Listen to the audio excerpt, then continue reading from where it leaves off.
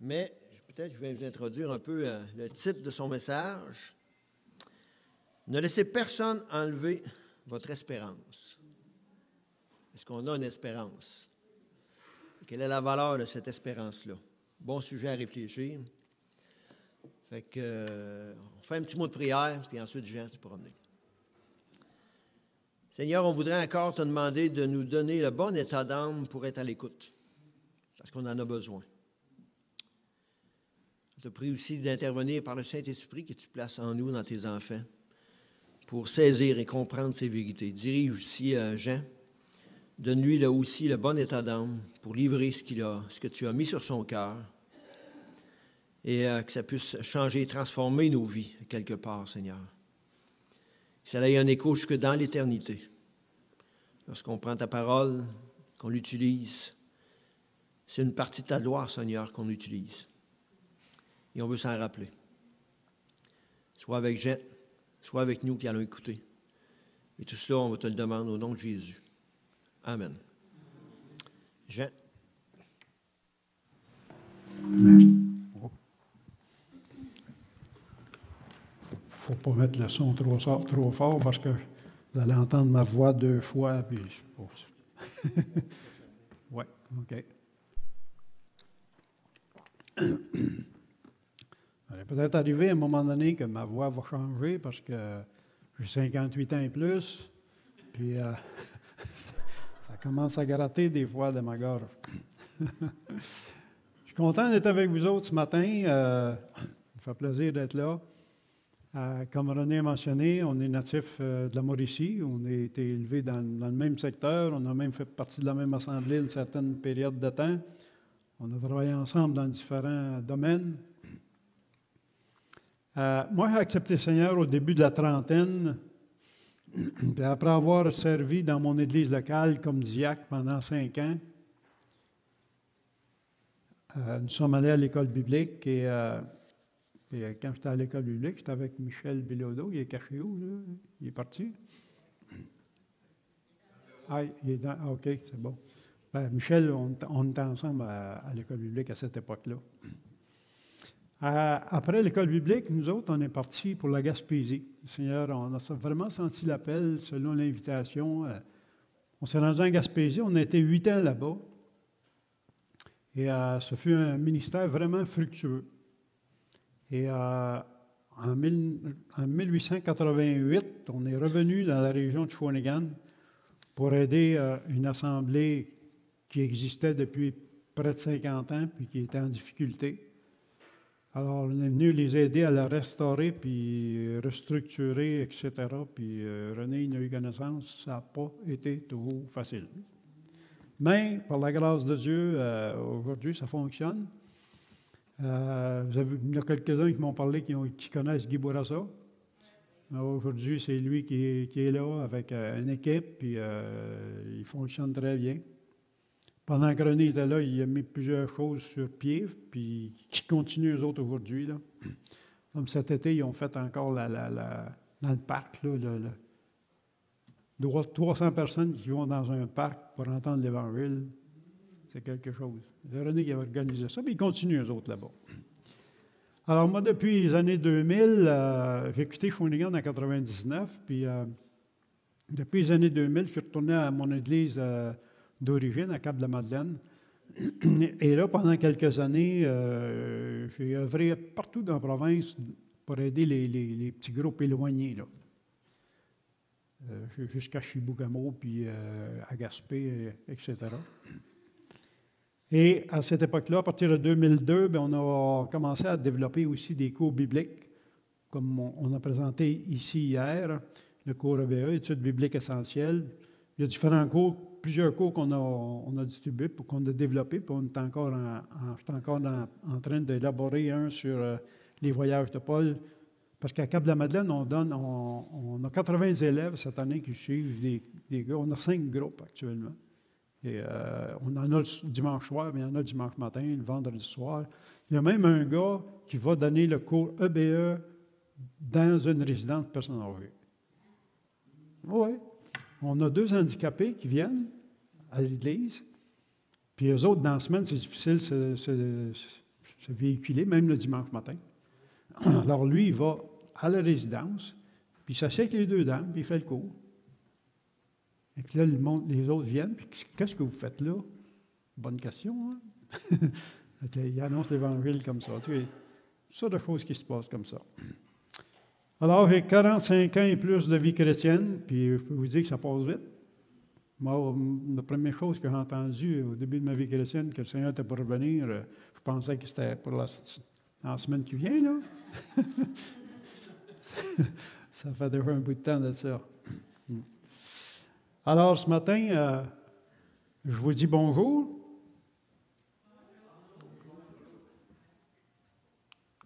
Ça fonctionne-tu toujours, ça? Non? Pourquoi il ne fonctionne pas? Ah. Non?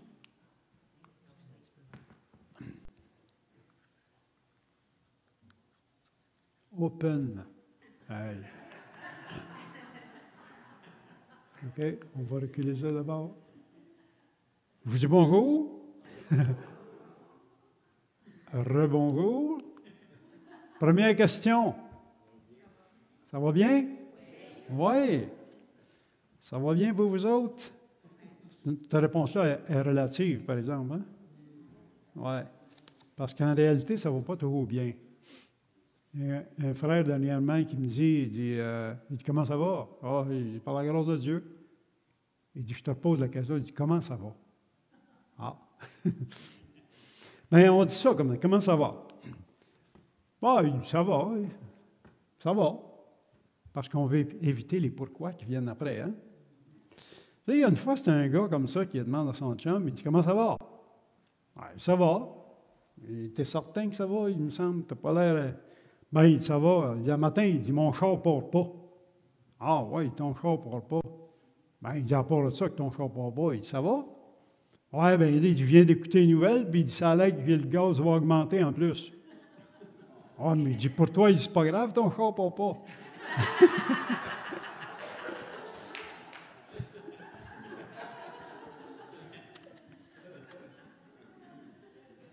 Avez-vous écouté une nouvelle, vous autres, dernièrement? Oui. Vous avez entendu dire que ça n'allait pas bien dans le monde? Oui. Tout le monde sait ça, que ça ne va pas bien. Hein? Et tout le monde sait que ça ne se finira pas en améliorant. Depuis quelques décennies, les politiciens nous disent qu'à cause des gaz à effet de serre, il y a un trou béant dans la couche d'ozone à la grandeur des États-Unis. Puis il agrandit à chaque année. Et on entend parler aux nouvelles régulièrement. Vous avez déjà entendu parler de ça. Depuis l'annonce de ces promesses-là par les politiciens, là, de là, 40 ans, qui nous disaient qu'ils vont faire quelque chose pour ça, les enfants ont grandi, puis on dit, bien, là, nous autres, on veut laisser un territoire propre pour nos enfants et nos petits-enfants. Vous avez déjà entendu ça?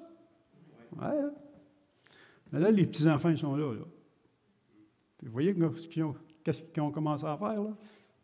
Ils veulent essayer de ramener tout ça. Ils disent, il ne faut plus polluer, il ne faut plus polluer. Mais la plus grande source de pollution, c'est les avions. Ils font des voyages aussitôt qu'ils ont 1000 $, ils vont faire un voyage d'avion. Mais ils ne veulent plus polluer. Tu sais, il faut en prendre pour en laisser. Ma question ce matin, c'est quelle est votre espérance? Deuxième question. Est-ce que c'est réduire les gaz à effet de serre? Profiter de la vie? Gagner à 6,49? Profiter d'un voyage d'un pays chaud? Quelle est votre espérance? C'est intéressant lorsqu'on lit dans la première épître à Timothée, qui est dit, l'apôtre Paul écrit, Paul, apôtre de Jésus-Christ, par ordre de Dieu, notre Sauveur, et de Jésus-Christ, notre espérance. C'est lui, notre espérance. Jésus-Christ est notre espérance. Eh bien, s'il est notre espérance, ne laissez personne vous enlever votre espérance. Ne laissez personne vous enlever votre espérance.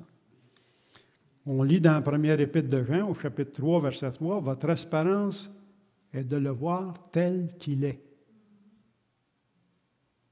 Qu'est-ce qu'on va avoir l'air? On ne sait pas. On ne le sait pas, mais on a tous hâte d'aller le voir tel qu'il est. Comme je disais tantôt en introduction, moi, depuis mon enfance, j'ai appris que Jésus était né dans une crèche à Bethléem. J'ai appris ça à l'école au primaire. J'avais appris aussi qu'à 2 ans, ses parents avaient dû fuir en Égypte. Qu'à 12 ans, ils avaient rencontré le docteur de la loi dans le temple. Qu'à 30 ans, il avait été baptisé. À 33 ans, il était mort sur la croix. Moi, je savais tout ça. Puis il y en a plusieurs d'entre vous qui saviez tout ça aussi. Mais lorsque j'ai reconnu mon état de pécheur, que je me suis repenti, que j'ai accepté Jésus-Christ comme mon sauveur personnel, le retour du Seigneur, c'est la chose qui m'a impressionné le plus. Que si le Seigneur va revenir? Ah, ouais. Mais là, moi, je commençais, là, regarde, là, je venais juste d'acheter une maison, c'est pas le temps qu'ils viennent tout de suite, il faudrait en profiter un peu. J'avais plein de projets dans la tête, là. Ça bouillonnait, fait que je n'étais pas pressé qu'ils viennent. Il a trop écouté ce que j'ai demandé. ça fait 45 ans qu'il attend maintenant. Ça, c'est sa deuxième venue. J'ai écouté un reportage dernièrement, je ne sais pas qui connaissent Jacques Beauvert. Ça vient de Suisse, je crois. Jacques Beauvert a dit dans un reportage, il y a au moins 10 à 15 ans de ça, j'ai une copie de ce reportage-là. Lui, c'est un gars qui est spécialiste dans les prophéties. Et il a été dans une station de radio, puis ils lui ont posé des questions, puis il a pris le contrôle, il a tout ça. Il dit, il y a 737 prophéties dans la Bible face au retour de Jésus-Christ, et plus de 600 sont déjà accomplies ou en train de s'accomplir. Il y a 10 ans. Savez-vous que quand Jésus est mort sur la croix, il y en a eu 33 qui se sont accomplis cette journée-là? Depuis 10 ans, il ne doit pas en rester 100. Puis si ça en est accompli 33 dans une journée, on met des chiffres de même. Mettons qu'il en restera 60. En 2 jours, ils peuvent passer. Puis on réfléchit, on ne sait rien là-dessus. Mais on sait que ça approche. S'il y a 737 prophéties dans la Bible, puis il y en avait 600 d'accomplis il y a 10-15 ans, mais il n'en reste pas beaucoup. Savez-vous que la seconde venue du Seigneur Jésus est mentionnée 317 fois dans le Nouveau Testament?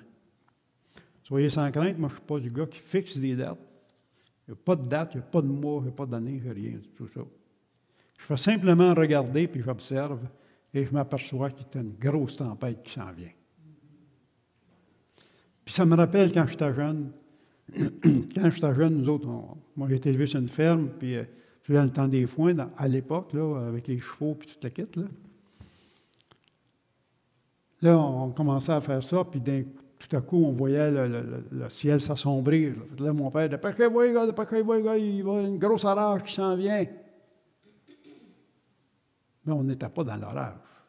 Il n'avait pas commencé à pleuvoir encore. Mais plus que ça venait, plus que ça venait noir, plus que ça approchait. On n'était pas encore dedans.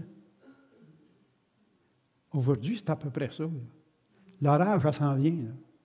Le jugement, il s'en vient, mais on n'est pas encore dedans. Mais c'est proche. En tout cas, c'est sombre.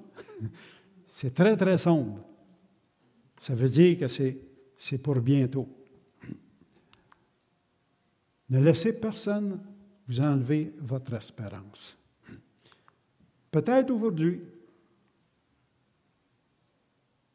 La seconde venue du Seigneur est le deuxième sujet principal du Nouveau Testament. Et un verset sur 30 fait référence à sa seconde venue et à son retour en gloire.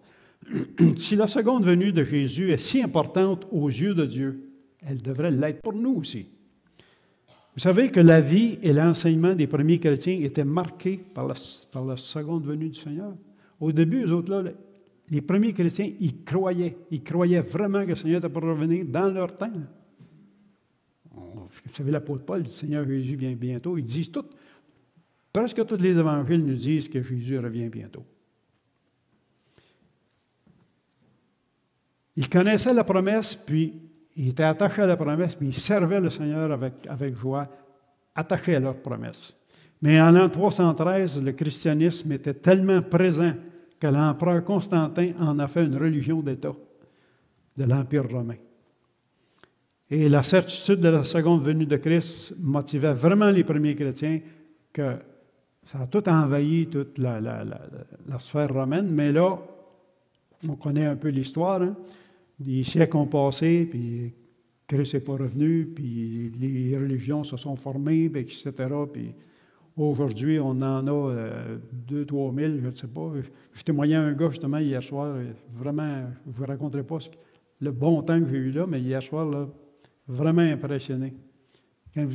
Juste le mot de la fin qui m'a dit, « J'avais jamais entendu ça. » J'étais content. Êtes-vous prêts?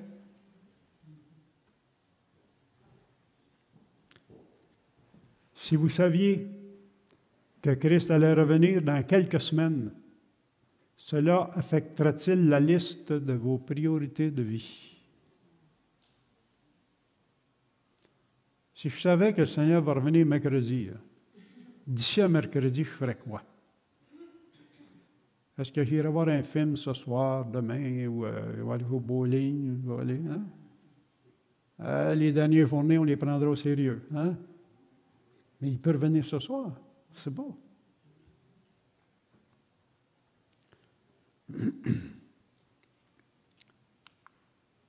Des promesses sur lesquelles vous pouvez compter.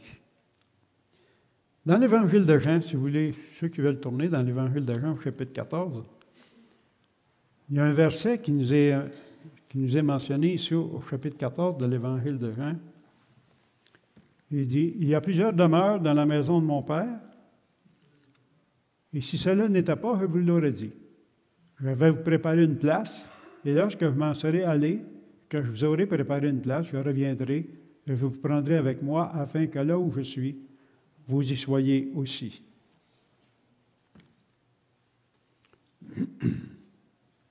Avez-vous remarqué les petits mots que j'ai soulignés?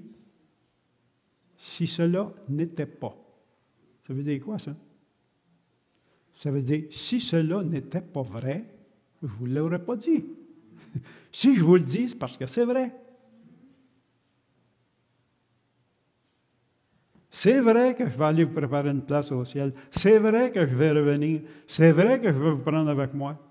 C'est vrai. Si cela n'était pas vrai, vous ne l'aurez pas dit. Si je vous l'ai dit, c'est parce que c'est vrai. Moi, ce texte-là, je le trouve tellement intéressant. Je fais juste une petite parenthèse, je vais vous poser une autre question. C'est qui le douteux? Il s'appelle comment celui qui était toujours dans le doute? Ah, oui, c'est lui, c'est Thomas. Puis il en posait des questions, lui. Hein? Regardez, on va lire verset 4. Le Seigneur leur dit, « Vous savez où je vais, et vous en savez le chemin. » Thomas lui dit, « Seigneur, nous savons où tu vas. Comment pouvons-nous en savoir le chemin? » Et Jésus lui dit, « Je suis le chemin. » Moi, c'est la première fois que je vois Thomas poser une bonne question. Pour un douteux, là, il nous a posé une super bonne question. Si ça n'avait pas été de lui, on n'aurait pas ce verset-là. Vous pensez à ça? Hey, moi, quand j'ai lu, regardons ça, j'ai dit, il a-tu posé la bonne question, lui? Un douteux, mais moi, je doute. Mais regarde, moi, il pose la question au Seigneur, il va me répondre.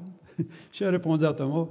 Il y a deux questions que Thomas a posées, puis 2 fois que le Seigneur lui a répondu comme ça. Vous savez, quand il est arrivé à la croix, là, il dit, moi, si je ne vois pas, là, si je ne vois pas là, puis là, je ne croirais pas. Là. Le Seigneur, il est revenu, puis là, Thomas, il a dit encore une belle grosse phrase, « Mon Seigneur et mon Dieu. » Il y a juste lui qui a dit ça. Un douteux. Le Seigneur se sert de n'importe qui. Même de Thomas, le douteux. Alors, si le Seigneur ne nous l'aurait pas dit, si le Seigneur, Si cela n'était pas, je ne vous l'aurais pas dit. Ça veut dire, c'est certain, il nous l'a dit. C'est parce qu'il voulait qu'on soit certain que c'est vrai.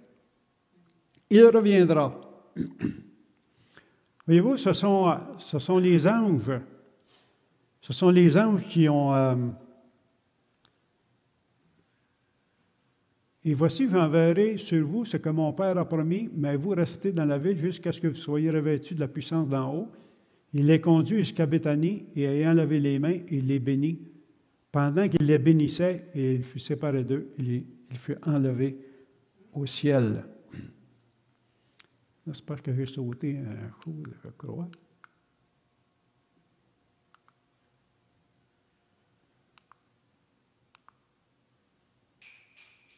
J'espère qu'il m'en manque un. En tout cas, c'est pas bien grave.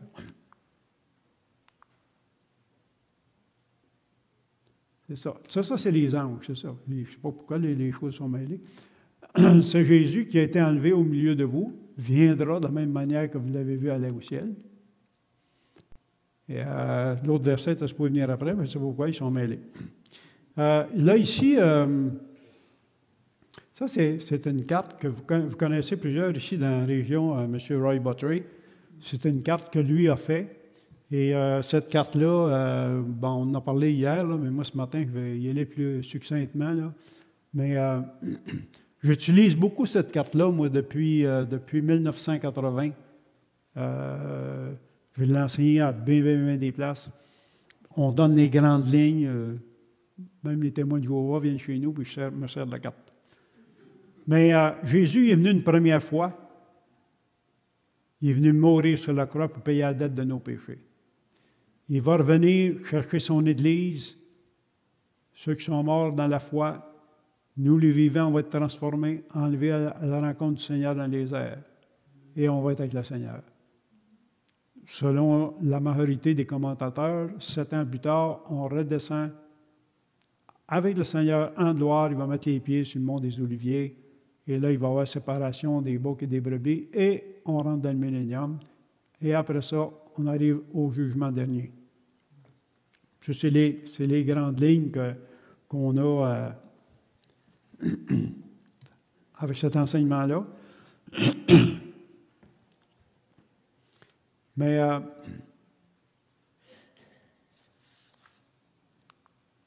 c'est un grand mystère quand même, le retour du Seigneur. Là, j'ai brossé un petit tableau vite, là. On passe des fois 10 heures d'enseignement avec la carte. Là, je viens de donner ça dans une minute. Mais c'est un grand mystère.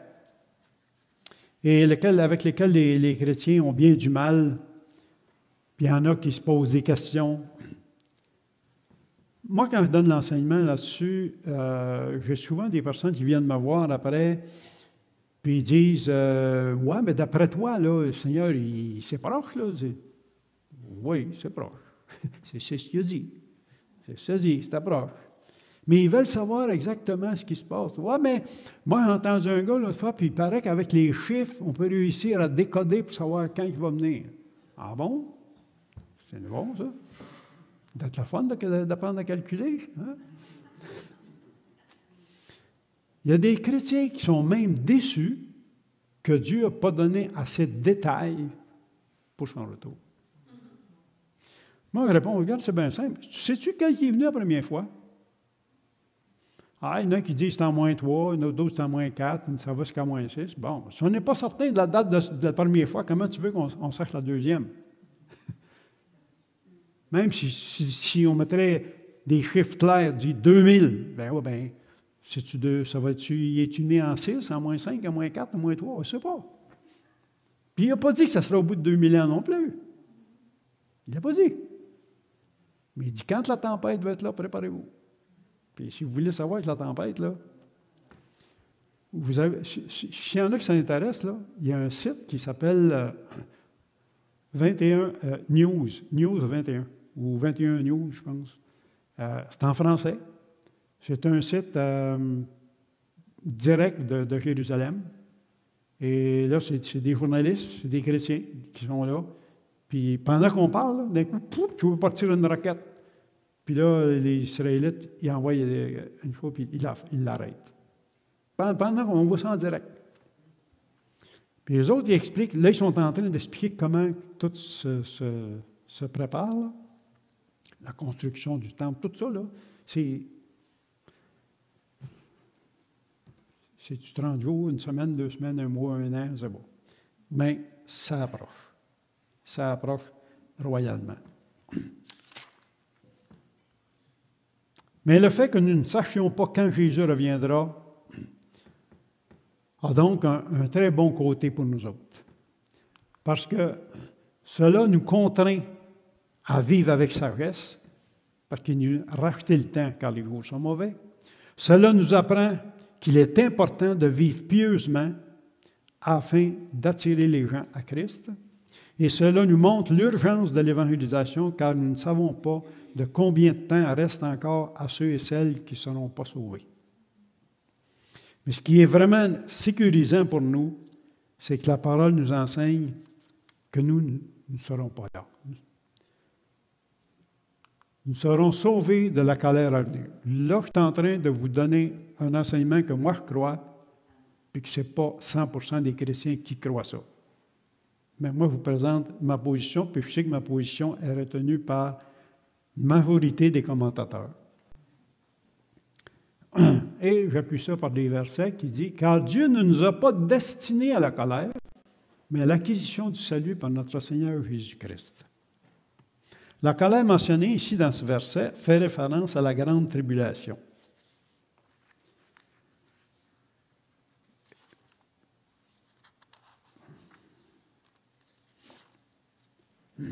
Non seulement ce texte-là, mais dans 1 Thessaloniciens, il est écrit, car on raconte à notre sujet quel accès nous avons eu auprès de vous et comment vous vous êtes convertis à Dieu en abandonnant les idoles pour servir le Dieu vivant et vrai et pour attendre des cieux son Fils qu'il a ressuscité des morts, Jésus qui nous délivre de la colère à venir. La deuxième fois qu'on lit un verset qui nous dit que Jésus nous délivre de la colère à venir. Puis un autre passage intéressant qu'on trouve dans l'Épître aux Romains, à plus forte raison, donc, maintenant que nous sommes justifiés par son sang, serons-nous sauvés par lui de la colère.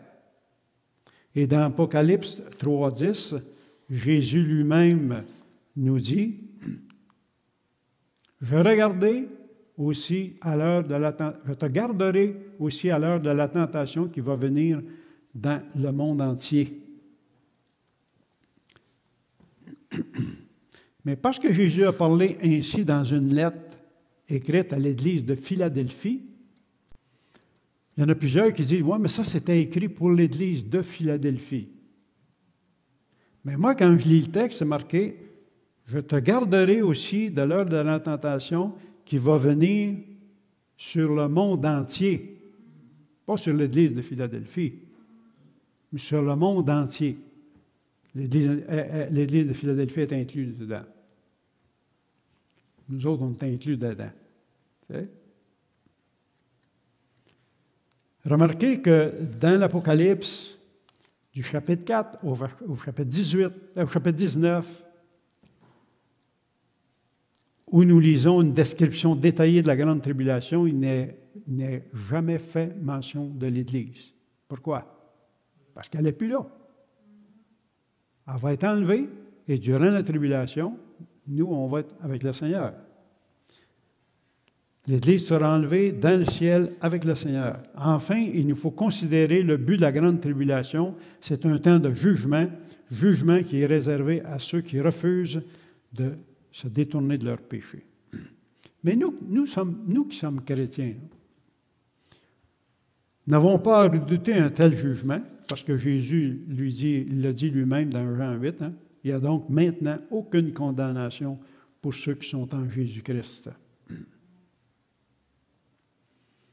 Dieu nous promet de belles et bien d'autres promesses, puis il nous promet de nous mettre à l'abri des horreurs de la grande tribulation, parce qu'il ne nous a pas destinés à la colère. On est destinés à aller le rencontrer face à face au ciel.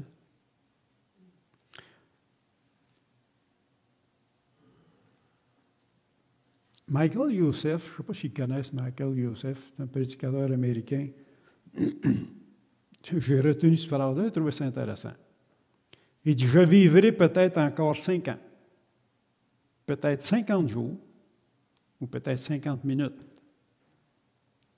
Mais je sais une chose, c'est qu'un jour, je vais voir Jésus face à face, et je préfère être accepté par lui que par la société.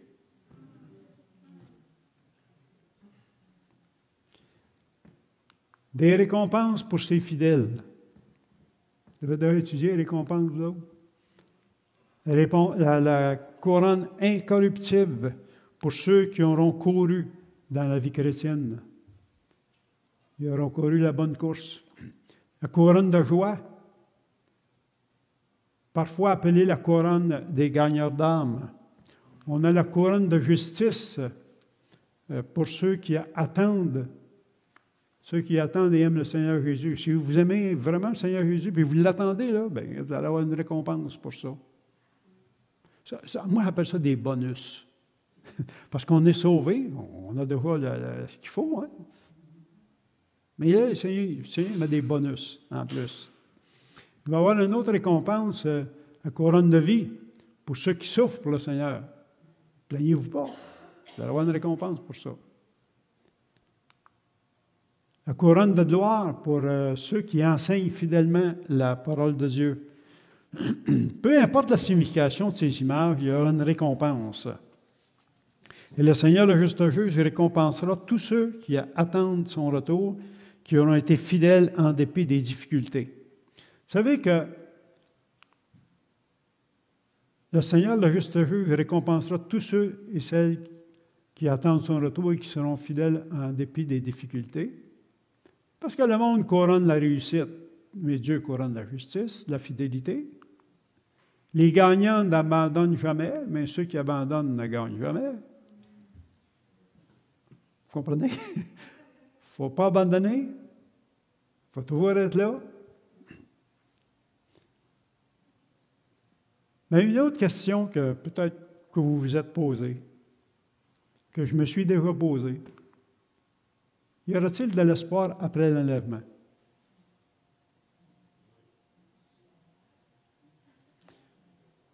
Moi, j'ai des parents, j'ai des frères, des sœurs, j'ai des beaux-frères, des beaux-frères, des petits-enfants, tout ça, puis je les vois aller, puis ils ne sont pas tous sauvés. Si le Seigneur revenait aujourd'hui, il arrive quoi avec eux autres? Je me suis déjà fait du souci avec ça.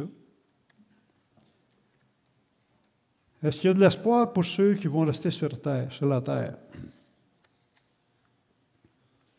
Bien, il y a une bonne nouvelle pour vous autres, c'est oui. La réponse, c'est oui. Il y aura d'autres occasions qui vont nous être présentées. Il va y avoir au moins les 144 000 témoins d'Apocalypse 7. Cette bonne nouvelle du royaume sera prêchée dans le monde entier pour servir de témoignage à toutes les nations, alors viendra la fin. Et cette mention est faite dans le contexte de l'enseignement de Jésus à la fin au temps de la fin. Et nous pouvons donc être certains qu'une large part de la prédication de l'Évangile sera accomplie par le ministère des 144 000, qui vont être 144 000 évangélistes. Ce ne sera pas des témoins de Jéhovah, là. Ça va être des Juifs que Dieu a marqué de son sceau, qui vont être là et qui vont évangéliser. Il y en a qui vont me dire, « Ouais, mais ils vont évangéliser à Jérusalem. » Parfaitement. Puis un peu partout, probablement. Un peu partout, probablement. Y aura-t-il de l'espoir pour l'enlèvement? Oui, il va y avoir les témoins. Les deux témoins. Deuxième occasion. Les deux témoins. Eux autres, ils vont être vraiment à Jérusalem. Puis ils vont faire des miracles. Là, les gens nous reposent encore ces questions. Oui, mais là, l'autre, ils vont être à Jérusalem. Ce ne sera pas partout. Ah bon? Parce qu'aujourd'hui, est-ce qu'on est capable d'aller voir ce qui se passe à Jérusalem en direct? Oui. C'était pas possible, ça, il y a 60 ans. Mais aujourd'hui, oui. Alors, ce qui va se passer, on le voit ce qui se passe à Jérusalem actuellement. Là. Vous allez sur 21 News, c'est News 21, je ne me souviens plus comment c'est. mais ma femme est là tous les midis. Elle écoute ça. C'est en direct tout le temps. Alors, quand eux autres vont se présenter, là, tout le monde sur la planète vont entendre, vont voir les miracles qui vont se faire. Ils vont tous entendre ça. Alors, nos amis, nos parents, ils vont tous avoir l'occasion, pour une deuxième fois, d'entendre le message de la parole de Dieu. Mais il y en a un autre encore plus impressionnant que ça. C'est un ange. Un ange avec un évangile éternel qu'on voit dans l'Apocalypse au chapitre 14, versets 4 et 6. Et je vis un autre ange qui volait par le milieu du ciel, ayant un évangile éternel pour l'annoncer aux habitants de la terre. Écoutez ça, là. À toute nation, toute tribu, toute langue, tout peuple. Est-ce qu'il y a quelqu'un d'accepté dans ça? C'est tout. Tout le monde va en entendre parler. Mes petits-enfants, ils vont en entendre parler. Mes frères vont en entendre parler dans cette période-là. Verset 7, il disait d'une voix forte, « Craignez Dieu, donnez-lui gloire, car l'heure de son jugement est venue, et adorez celui qui a fait le ciel, la terre, la mer, les sources d'eau. » Cet ange parviendra à apporter l'Évangile à tous les peuples, à toutes les nations. Chacun aura l'occasion de prendre sa propre décision. Certains accepteront Christ, d'autres vont le rejeter. C'est clair. Le nombre de ceux qui deviendront alors chrétiens constitueront une grande moisson. Évidemment, eux autres, ils ne seront pas sauvés de la colère à venir. Ils vont y goûter. Il y en a qui vont mourir, c'est pour ça qu'on arrive à la fin de la tribulation, puis on voit les martyrs qui vont ressusciter, puis là on voit dans l'Apocalypse, il dit, qui sont ceux-là? Ce sont les martyrs qui viennent de la tribulation. Ça veut dire qu'il y a des milliers qui vont se convertir durant cette période-là. On donne les grandes lignes dans ça. Là. Nous, on n'arrive pas avec ça. Je ne serais pas surpris, moi, quand on va arriver devant le Seigneur, puis il dit, tu sais, tu as enseigné ça comme ça, mais ce n'est pas tout à fait comme ça que ça s'est déroulé. Je ne ferai pas le saut, pas en tout. Ça ne me dérange pas en tout comment je ne serai pas tout à fait exact comme le Seigneur. Mais je vois les grandes lignes, je vois que la tempête s'en vient, mais je ne peux pas vous dire si ça va arriver dans 10 minutes, dans 30 minutes, dans 30 jours, je ne sais pas. Mais je sais qu'il y en a une qui s'en vient. Le désir du Seigneur est que le plus grand nombre possible soit sauvé. Telle est la raison pour laquelle il y a tant attendu pour manifester le jugement final de ce monde. Notre Dieu est prêt à tout faire, tant il désire attirer les hommes à lui. Ne laissez personne vous enlever votre espérance. Qu'est-ce qu'on fait en attendant?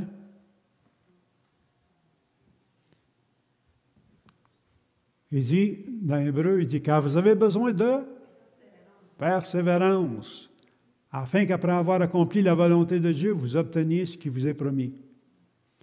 Puis là, comme on dit, on cogne sur le clou, hein? Deuxième, encore un peu de temps, celui qui doit venir viendra, il ne tardera pas. Encore un petit peu. Encore un peu de temps. Et il va revenir. Si nous avons besoin d'être patients dans le domaine de nos vies, il devrait être particulièrement être en ce domaine-là, d'attendre le Seigneur et le faire avec joie. Et en attendant, on n'est pas passif. Qu'est-ce qu'on fait en attendant? On sert. On va servir le Seigneur en attendant, car on raconte, nous dit dans Thessaloniciens, on raconte dans notre sujet comment vous vous êtes convertis à Dieu en abandonnant les idoles pour servir le Dieu vivant et vrai, et pour attendre des cieux son Fils qui a ressuscité des morts, celui qui nous délivre de la colère à venir. On est sauvés. Les Thessaloniciens, ils servaient leur Dieu. Quand Paul leur annonçait le bon évangile, ils se sont convertis, ils ont arrêté de servir celui-là, puis ils ont commencé à servir l'autre. Et nous autres, c'est exactement ce qu'on a fait. Moi, quand je me suis converti, il y en a dit « Ah, tu as changé de religion. » Non, je n'ai pas changé de religion, j'ai changé de relation. J'ai changé de direction. J'ai pris une autre direction. C'est ce qui m'est arrivé. Vous savez, le Seigneur va... Qui est-ce qui va récompenser? Le serviteur fidèle. C'est bien, bon et fidèle serviteur, entre dans la voie de ton maître. Moi, il me semble de me voir arriver, mais là, à la fin, là, les deux bras en l'air, puis casser le ruban.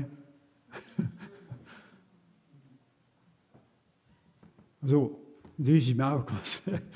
Mais ça sera le fun d'arriver en haut. Hein, puis le Seigneur dit, viens, fidèle serviteur, entre dans la voie de ton maître. Puis là, tu rentres, les deux bras dans l'air, puis on casse tout le ruban, puis on rentre dans la gloire de Dieu. Comment que ça va être de l'autre côté, je ne le sais pas. Mais quand on va être là, on va le savoir, parce qu'on va le voir face à face, tel qu'il est. C'est pourquoi ne laissez personne vous enlever votre espérance. Il faut se réjouir de notre espérance. Vous savez ce que je disais au jeune homme hier soir? C'est un jeune, il dit nous autres, notre génération, mais il m'a dit de quoi? J'ai-tu le temps? Oui, 5 minutes. J'ai dit, imagine-toi là, qu'il y a une famille, les parents sont assez âgés. Bon, là, ils sont malades, puis, bon, ils décèdent. Alors, les enfants se réunissent, ils vont chercher le testament. S'ils veulent connaître leur héritage, il faut qu'ils lisent le testament. Alors, qui ne lit pas le testament pour avoir l'héritage? Il y en a qui se battent pour ça. Mais regarde. Alors là, je dis au jeune homme, je dis, Dieu nous a donné un testament. Mais si tu ne vas pas le lire, comment tu veux connaître? Comment tu veux le connaître? Comment tu peux connaître ton héritage? Faut que tu le lises. Ouais. En as-tu? Il dit non, on n'en est pas. Ben, je dis, je peux t'en apporter un? Ben, en tout cas. Mais ça m'arrive souvent d'utiliser ça, tu sais. Si tu ne lis pas ton testament, comment peux-tu connaître ton héritage? Regardez ce qu'il dit dans Pierre. Béni soit Dieu, le Père de notre Seigneur Jésus-Christ, qui, selon sa grande miséricorde, nous a régénérés pour une espérance vivante par la résurrection de Jésus-Christ d'entre les morts. Puis il dit au verset 4, pour un héritage certain, qui ne peut ni se corrompre, ni se flétrir, lequel vous est réservé dans les cieux. Notre héritage est au ciel. Ramassez-vous pas d'argent ici-bas, envoyez-le chez vous. On n'est pas chez nous ici. Quand je donne l'illustration du gars qui décroche un contrat en Australie, il s'en va travailler en Australie pour 1 an. Il fait affaire avec une banque ici. Alors, il s'en va travailler en Australie pour 1 an, puis ses payes sont déposées dans sa banque, ici au Canada. Quand il est là-bas, il n'est pas chez eux. Alors, il n'investit pas là-bas, il ne s'achète pas de maison, puis de meubles, puis toutes sortes d'affaires là-bas. Son argent, il l'envoie à sa banque, chez eux. Nous là, on n'est pas chez nous. Alors, on doit investir chez nous. On doit envoyer ça outre-mer. Pas outre-mer, outre-ciel. Outre-mer, je suis pas assez loin. On a un héritage incroyable. Hein? Vous savez qu'il y a des gens qui attendent le vendredi toute la semaine. Ils attendent l'été toute l'année. Ils attendent le bonheur toute leur vie. Puis nous autres, on attend le Seigneur pour bientôt. Amen. À 3 reprises dans l'Apocalypse, au chapitre 22, le Seigneur dit à l'Église, « Je viens bientôt. » Amen, Seigneur Jésus, viens. Prions. Seigneur, je veux te remercier pour ton espérance, pour cette belle promesse, Seigneur, pour cet héritage certain qui ne se détruira pas. Merci d'abord de nous avoir sauvés, de nous avoir rachetés et de nous donner des bonus en plus de cela. et que tu vas venir nous chercher pour nous emmener avec toi. On va te voir face à face. Seigneur, c'est notre espérance.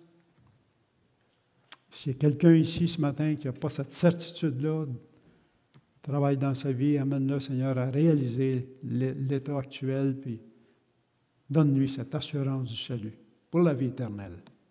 On t'en prie au nom du Seigneur Jésus et pour ta gloire. Amen.